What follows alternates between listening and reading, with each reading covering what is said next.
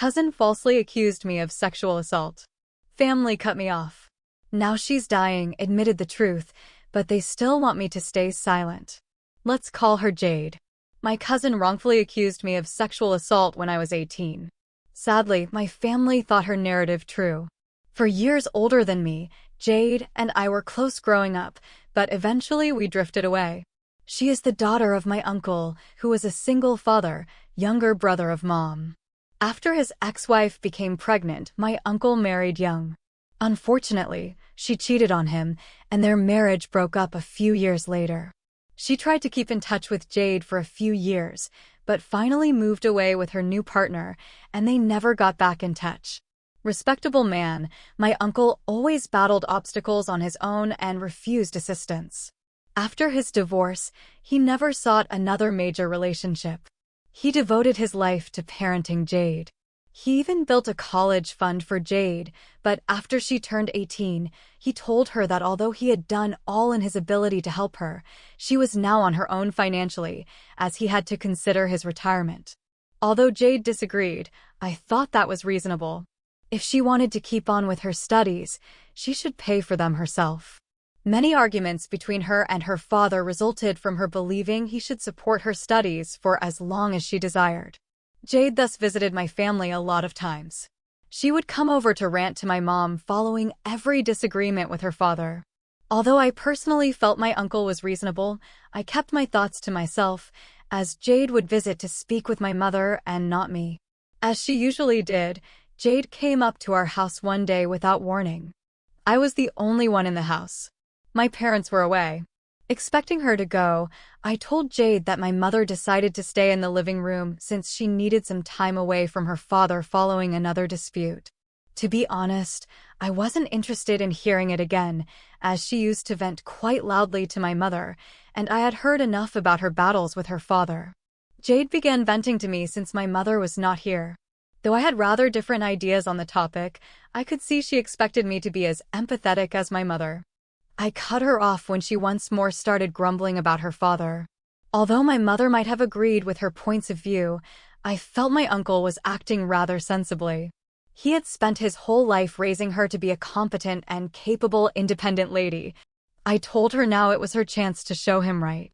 If she truly wanted to pursue a master's degree or perhaps a doctorate, she would have to do what everyone else does and pay for it herself.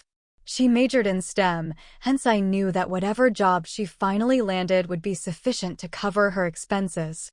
She had just to at least try. She insisted, though, that she couldn't work and study at the same time and that she would find it too much to manage. I advised her maybe she should give up on further study.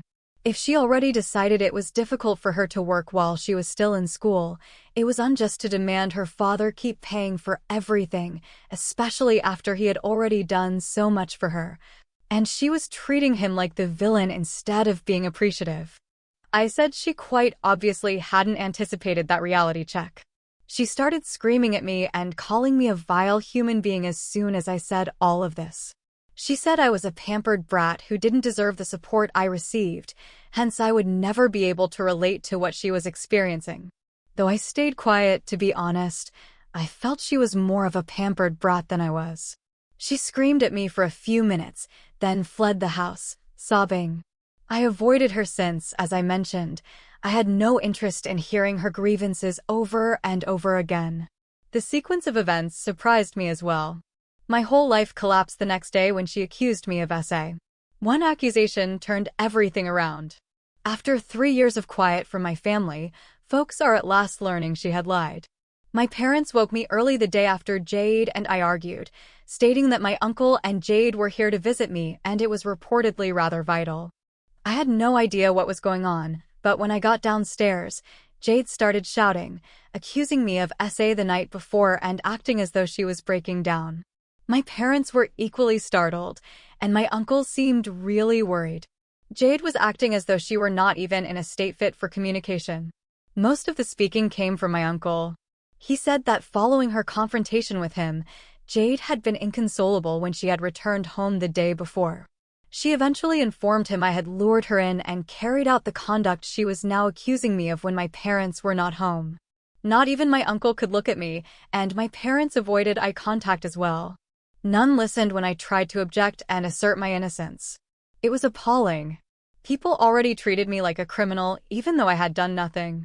My parents begged my uncle for pardon right in front of me, asking him not to publicly disclose the allegation or report me. They claimed they will do all necessary to resolve the matter. Whether I cried out or not, my uncle and dad totally turned away from me. It was so annoying that I grabbed a vase and tossed it against the wall in an attempt to get their eye contact back. That backfired, regrettably. My dad lost his cool, grabbed my arm, and hauled me to my room, closing me within. There was no way I could let Jade get away with this, hence I kept hammering against the door until my hands and arms started hurting. Telling such a big lie may have destroyed my reputation. Sadly, my dad allowed me out of the room only when my uncle and Jade left. I started crying right away as he opened the door and tried to explain to them he hadn't done anything, but they informed me they had seen security footage from the cameras outside our house. Jade had come over the previous evening, they noted, and had left the house crying a few minutes later. They decided to trust her based on her tear-filled fleeing. They told me they were embarrassed of the kind of son Jade had produced and that she had no reason to lie about what had transpired. While my mother was crying and unable to even talk, my dad assured me that with great persuasion, they had persuaded my uncle and Jade not to file lawsuits. They were obliged to pledge something in return, though. To spare her from seeing me and revisiting the horrific event, Jade and my uncle insisted that I'd be taken far away. After much debate, my dad decided to send me to live with my great-uncle somewhere far from the family. With his bad attitude and anger problems, this great-uncle was the least liked family member, though he said it was the only fix my dad knew. I hated him. Not only was I being sent away, but they also told Jade that to keep things quiet, they were going to take my college fund and give it to her. I tried to complain, but there was no communication with them. Finally, I gave up as I no longer saw the need. Not even my own folks trusted me. Since her own father would never accept financial help from anyone, including his own family, I understood that Jade had most likely accused me unjustly only to control my parents and extract money out of them. After that episode, a few days later, I was ready to go and packed. Neither my parents bothered to say goodbye or give me a hug. They kept me under house arrest by posing as I wasn't even at home for the following few days. My phone was taken away, and I was not let say farewell to any of my friends. They cautioned me that they would destroy my life personally should I fail to get off the grid and vanish from everyone's lives. A falsehood Jade had uttered drove me to distance from everything I knew and cut relationships with everyone from my past. My great-uncle showed up a few days following that to pick me up, and I was sent off to live with him in what felt like an exile. Not one person from my past has contacted me since then, not even my friends or family. I had to totally start again in my life. It was quite challenging to fit in with my great-uncle when I initially moved in. Throughout the day, he taunted me nonstop. Even though he had no idea why I had been sent out, he would harass me nonstop during the day. He would hold it against me and tease me about it based just on my being kicked out. I had to walk on eggshells around him as he had a bad attitude and rage problems, as I've noted. Though I knew my parents were paying him money every month, he still acted as though he was doing me a great favor by allowing me to stay with him. After the first few weeks, I understood there was no use to weep over spilled milk. I knew I couldn't live with him indefinitely. My parents had cut me off and forbade me from interacting with anybody from my former life. I resolved to start looking for work as all I could do was maximize the circumstances. Not even could I go to college. I had been accepted into the college of my choice, but I lacked the resources to pay for attendance. Following several weeks of moping about and a few interviews, I at last landed a job as a warehouse worker. Although the work paid little and was physically demanding, at least with my first pay, I could leave the house owned by my great-uncle. I had the good fortune to have a few colleagues around my age who were likewise having financial difficulties. The three of us decided to chip in and share an apartment and grew close friends. I knew my great-uncle would consider it a good riddance, so I didn't even bother telling him when I moved out of his house. I never heard from any of my family members once I moved out. I have been living with the same folks I found my first apartment with for the past 3 years. Every one of us has been quite fortunate. After a few months of working in the warehouse, all three of us resolved to keep searching for better prospects, as the work was quite physically demanding. We all aspire to eventually go to college, hence, throughout the past 3 years, we have switched jobs and worked to save some money. I'm making a good salary currently working in sales. I have been considering applying once more to universities. My two buddies are doing great as well. We recently moved into a larger apartment in a far better area. Naturally, my family believes it's the ideal time to attempt and come back into my life now that things are beginning to show promise for me. I was pretty taken aback when my dad contacted me by email a few days ago since, as I indicated, I hadn't spoken with them in 3 years, since it was one of the rules my parents made when they kicked me out, and I'd been anxious about them disseminating the truth and tarnishing my name. I am not active on social media. I so stayed to the guidelines, though they never tried to get in touch with me. My email address has not changed in 3 years, and I never banned them anywhere. Reading the email, it was essentially an apology for all that had transpired over the preceding 3 years. To enable his correct outreach to me, my dad required my address and contact details in case I wished to get in touch on my own time. He also included his personal contact details. Jade had at last chosen to disclose the truth about what actually transpired, thus his apology and the abrupt attempt at reconciliation sprang from it. She was dying, and I suppose had at last acquired a conscience or something. She informed her father the truth for whatever reason, and he talked with my parents. My parents chose to get back in touch with me once they knew the truth regarding Jade. Her pancreatic cancer diagnosis makes it quite improbable she will survive. She has been suffering for the past 8 months. Her health is just getting worse even with continuous medication. Ironically, she couldn't even make decent use of the money from my education fund. She squandered all the money on bad life decisions. After screwing me off, she chose to take a gap year with all that money and tour the globe to expand her horizons and find herself instead of working toward her master's degree. Wanting to live luxuriously, she had already spent more than half of her savings when she returned roughly 1.5 years earlier. She came back with very little left and began pestering my parents for more. If she stole any more money from my parents, though, my uncle threatened to cut her off.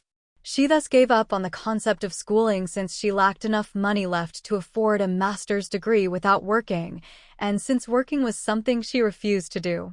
She still had some money left, but she kept her careless way of life instead of using it sensibly or trying to increase capital. She was already somewhat spoiled and lethargic from her year-long holiday.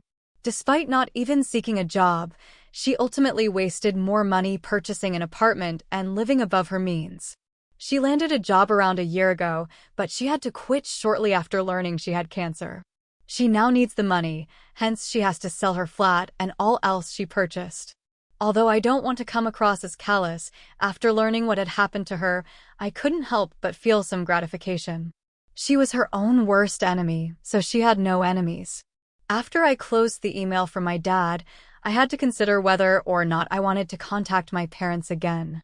I decided to talk to my friends about it, which also meant I at last had to tell them the truth about why my parents had kicked me out. I had simply informed them that we argued up until then. I had not disclosed the actual cause. Email later, I at last opened it to my buddies. I told them everything about Jade, how she had lied and thrown me under the bus, and how my parents had thought her over me. They not only drove me to live with the worst relatives conceivable, but also had me cut everyone from my past off and threatened to destroy my reputation should I go against them. The truth I was imparting to my companions hardly seemed possible. They urged me not to contact my parents after I was done. They claimed they wouldn't pardon my parents either if they were in my place. Since these are my closest friends, and at this time they're essentially the only ones I have, I pay great attention to their advice. It's not only that they advised me to let go and avoid running across my parents again, they also advised me to talk about what happened to me. Though I did nothing illegal, I have been living in anxiety for the past 3 years. They are right. My parents chose to believe someone lied about me, hence I had to give up so much of my life. I have to talk if I want to take back my life. I told my parents I intended to reveal the actual account of events before I went public. People have a right to know the truth, so it makes no difference whether Jade is lying on her deathbed. She destroyed my life. Today it is my chance to recover it. I thus texted the number my dad had supplied me and informed him exactly what I was going to do. The screenshots of the email my dad sent me already proved Jade had been lying. I could thus post the truth on social media immediately. Forget about just blogging. I may at last have social media once more, though I suppose he misinterpreted the circumstances. I wasn't asking my dad for approval. Now he and my mother, together with my uncle, are blowing up my phone and asking me not to do this. They contend that Jade has already gone through a lot, is suffering more than she has ever done, and has gotten her karma. They say I need not discipline her going forward. They are requesting me not to reveal the facts in public since it will damage Jade's reputation without saying why I left in the first place. They seem to believe I can come back into their life and resume what I left behind. In a sense, they are correct. No one will probably challenge it, though I could. I do not think I want to. Jade stole a great portion of my life, and even my friends find it quite reasonable for me to share the truth. It is about people knowing what actually happened, not about exacting revenge against her. Besides, there are few logical reasons for missing 3 years from everyone's life and then showing up again without a word. I'm happy enough here, so I don't even intend to return to the city yet. I do miss some of my relatives and friends who treated me well. They should at least be entitled to know the truth. The only thing keeping me from posting is the constant calls and texts from my parents and uncle. They almost have been begging me not to go public. Jade seems to be in quite poor form. What then would happen if I went ahead and revealed to my cousin, even if she is on her deathbed, the truth of why I had to leave everything behind for 3 years? Update 1. I finished it, lads. I considered it for a long time, repeatedly asked friends, and they all advised the same thing. Though I hadn't done anything, Jade and her family had taken away 3 years of my life that I could have spent properly, and I had to live in fear because of them. Whether or not Jade is in condition, it would be quite legitimate for me to exact retribution. Many of the responses on this reflected the same viewpoint. Ultimately, it was my choice. At the finish, knowing most people would support me helped me to feel much better. My first post was a week ago, and last night I finally posted a narrative of everything that has transpired in my life, together with an explanation for my 3-year absence from the net. Friends, relatives, everyone who knew me have contacted me to let me know they are here for me and have sorely missed me. I trust them as I had several communications from folks over the first few months after I vanished. Apparently, my parents advised everyone not to search for me after that, saying I wanted to be left alone since I had gone through something horrific and needed time and space to recover. People thus stopped trying to get in touch after the first few months, believing they were honoring my choices. My friends informed me they had repeatedly asked my parents where I was, but my parents never told them, so they couldn't get in touch with me. Even many of my family claimed to have waited patiently for me to come back. Seeing how ready everyone was to welcome me back and how none had forgotten me made me somewhat cry. Most importantly, people have claimed that they always regarded Jade to be shady. Nonetheless, what she did was low even by her standards. My mom and uncle haven't said anything thus far. I hope they stay out of it as I truly don't want to talk to them. Regarding myself, having all of this off my mind makes me feel a lot more free. Speaking up about what happened was wise. I have no regrets about anything. Update 2. I posted it some few days ago, and yesterday my folks got in touch with me, having only asked one thing, that I let sleeping dogs lie. They informed me they were quite let down in me. They wanted me to come up with a reason for my 3-year absence, but not tell everyone the truth about what happened since they think Jade deserves peace and quiet in her present state. After my post, apparently Jade has lost almost all of her friends, and even family members are no longer eager to talk to her. They seem to be blaming me. It's startling that they still provide more concern for what Jade is going through than for their own son's experiences. I told them I no longer bothered about their displeasure. An apology will never be sufficient. They let me down on several levels, and today they have no right to demand anything from me. I could say the same thing about myself. If they believe Jade should have peace and quiet only because she is cancer-ridden, I was just 18 when they booted me out and forced me to live with my nasty great-uncle. They showed no pity or forgiveness for me.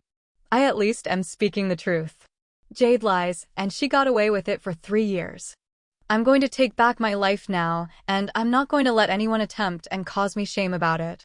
I advised them not to get in touch with me ever again, and that their only cause of disappointment should be themselves.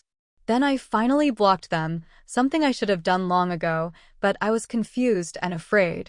Speaking up about what has occurred to me, though, has helped me to find closure, and today I am not under pressure to deal with my parents. For all I care, they and their expectations can go for a hike. Update 3. Hey, after 3 hard years, this weekend I finally chose to see my friends and relatives. It turned out to be rather the finest choice I have ever taken. Along with me, more for moral support than anything else, were my housemates. To be honest, they have gotten so close that we are now like brothers, and I wanted them to see my buddies too. Everyone has been getting along fantastic. My buddies were happy to see me since they all were outraged when I mentioned I was planning to stay in a hotel. I am actually living with one of them right now, though I'm returning in a few days. My heart is simply so happy that I cannot even put it into words. We are spending our time of life living together in one of my friends' residences among my roommates and old buddies. I have also visited quite a few of my relatives who have informed me they have cut off my mom, uncle, and Jade. They never intend to be involved with them ever once more. At the end of the day, people will always stand for what is right, which makes me rather glad. Having individuals around who love me more than my parents ever did makes me happy, as they did not forget me. Thank you for watching. If you haven't subscribed yet, please do so and hit the notification bell to stay updated with more shocking real-life stories happening around you.